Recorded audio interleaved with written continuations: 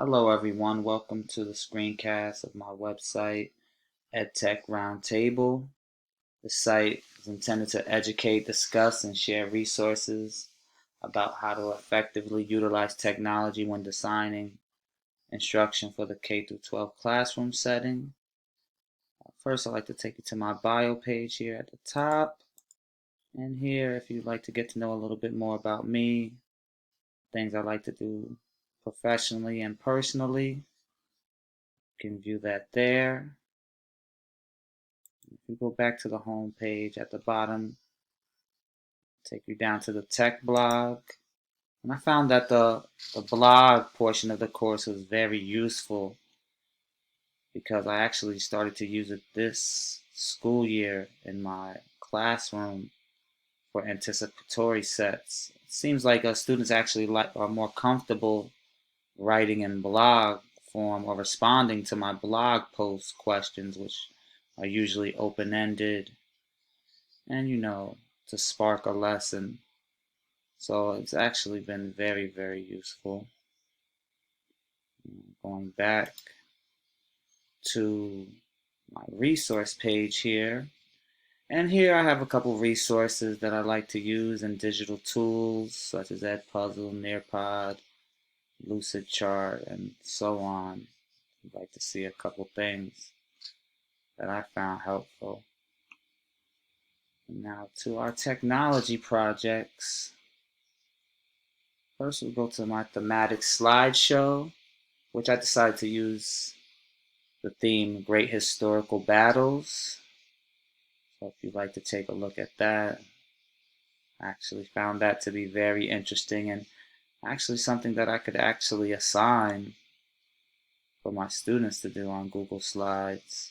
And of course, because it's on Google Slides, it could be pretty collaborative for my students in terms of a group project. I'd like to go to my website evaluation. And for my website evaluation, I decided to use the website Digital History. And Digital History definitely seemed to be a very useful site in terms of the resources. I mean, there's so many different things here in terms of museums, archives, different eras, primarily U.S. history. And I do teach sections of world history, but when I am teaching US 1 or US 2, I found the resources here incredible. So back to the website. And my next technology project I'd like to go over is the mobile app. I decided to use or to try out Anchor. It's a free app that is primarily for use for podcasts. And I'm definitely going to utilize this. I'm glad that this assignment gave me the opportunity to venture into different apps. And this one, Anchor, it's pretty simple, and I think students can use Anchor to create podcasts in a simple manner, and it's very user friendly. So I definitely found that helpful and something I'm definitely going to use in the future. In terms of the PLE, PLN, here you'll see my personal learning environment. Example here.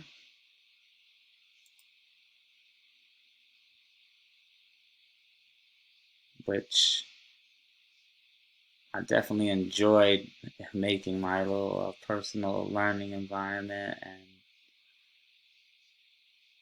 using the different icons. And this is something our students can do as well, which I think they'll find enjoyable. There's different graphic organizers, and Lucidchart is actually one of my favorite digital tools. Okay.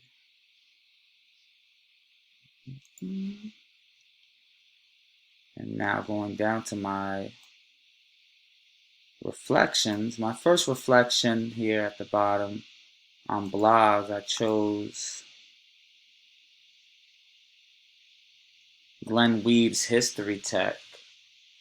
which I thought was a great blog, especially for a social studies teacher such as myself, and a lot of tools that I found interesting and useful, and different reviews, and of course, different ways to do things in terms of virtual tours and things of that nature.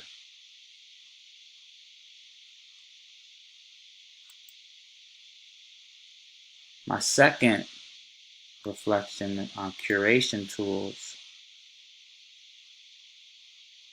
was on Digo, which is a bookmarking tool for accumulating and annotating and sharing information. And I actually found Digo very useful during our digital story project when I was collecting and accumulating photos and videos and information. And because I saved it to my extensions, I downloaded the extension tool. When it popped up, I was like, oh, it's a chance for me to use Digo.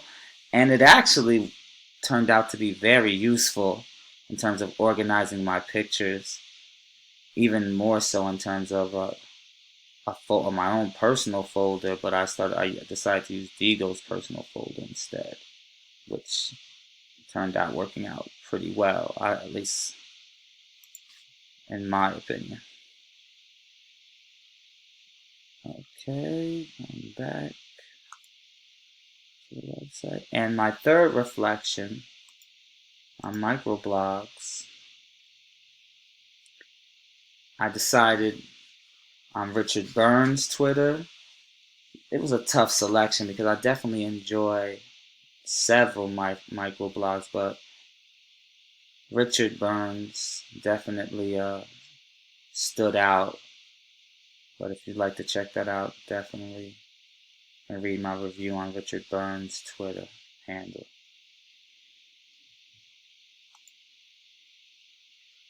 Okay, then my last technology project was the digital story, and I decided to do my digital story on Major Charles Whittlesley and the Lost Battalion. I had a lot of fun doing this project, and I'm definitely going to utilize digital stories in my classroom. I think that though they take a bit of work, I think if you can make this a culminating assignment in terms of a chapter, and I'm actually going to show this video to my class when I'm actually doing World War I in my US2 course and for my world history course. So that turned out to be pretty useful.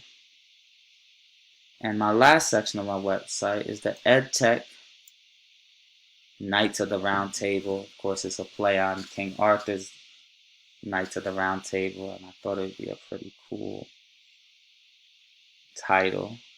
And here are a couple of my favorite educational technology resources and experts, or what I like to call my knights, my tech knights. You have a couple individuals and resources that I think are great.